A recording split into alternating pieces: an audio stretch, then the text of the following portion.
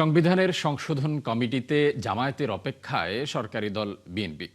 Chief whip বলছেন, গণতন্ত্রের স্বার্থে কমিটিতে নাম দেবে বিরোধী দল।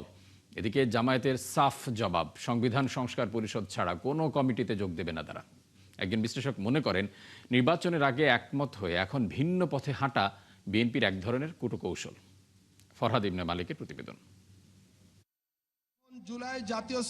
জুলাই সনদ অনুসারে গণভোটের রায় বাস্তবায়ন, সংবিধান সংশোধন আর সংস্কার নিয়ে বিপরীতমুখী অবস্থানে সরকারি ও বিরোধী দল। নিঃসন্দেহে সংস্কার একটি চলমান প্রক্রিয়া।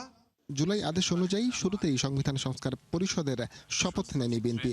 এখন আবার সংবিধান সংশোধনে সংসদীয় কমিটি গঠন করেছে দলটি।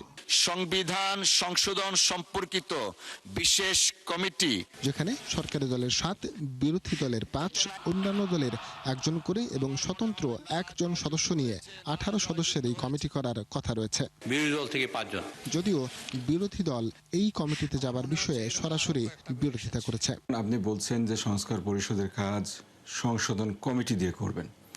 সংশোধন কমিটি দিয়ে তো সংস্কার পরিষদের কাজ হবে না। যেহেতু আমাদের আইন প্রণয়নের ক্ষমতা সংবিধানের আইন দ্বারা, সংবিধানের বিধিগুলো দ্বারা সীমাবদ্ধ, চাইলেও আমরা সংবিধানের মৌলিক যে অবকাঠামো আছে, মৌলিক যে বিষয়গুলো আছে, সেগুলো আমরা পরিবর্তন করতে পারি না। তবে সরকারি দল মনে করে কমিটিতে যোগ দেবে জামাত। ওরা এখন নাম না দিলে আমরা এখন দেয়নি, আবার পরে দিবে, নেক্সট সেশনে দেবে বা পরের সেশনে দেবে। আসবে না কেন? আমরা যদি বিশ্বাসী করি দেশে গণতন্ত্রে বিশ্বাস করি, আমরা যদি বিশ্বাসী করি দেশের সার্বভৌমত্ব বিশ্বাস করি, আমরা যদি বিশ্বাসী করি দেশের স্বাধীনতা বিশ্বাস করি, তা আমরা কেমনে আনইউনাইটেড থাকবো? ইউনাইটেড হবো। যদি তেমনটা না ঘটে তাহলে সংস্কার বা সংবিধান সংশোধনের ভবিষ্যৎ কোন পথে? রাজনৈতিক অবস্থান থেকে আমরা এক চুল পিছু হটবো না। জুলাইয়ের প্রশ্নে, গণভোটের প্রশ্নে আমরা কোনো ছাড় দেব না।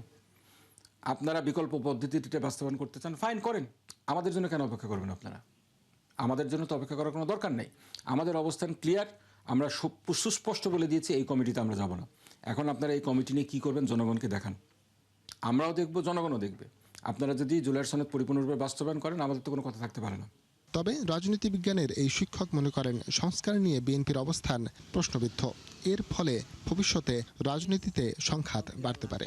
তো যখন একটা গণভোট হয়েছে এবং সেই গণভোটটা বিএনপির দাবি অনুযায়ী একই দিনে হয়েছে, আমি বলবো যে এটা এক ধরনের প্রতারণার আশ্রয় নেওয়া, সেই জায়গা থেকেও সরে আসা।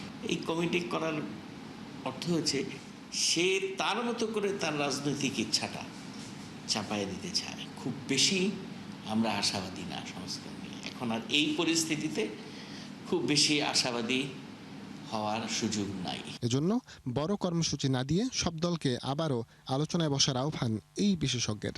মাঠ ছেড়ে দিলে এটা আখেরে আপনার জন্যই কোনো লাভজনক হবে না।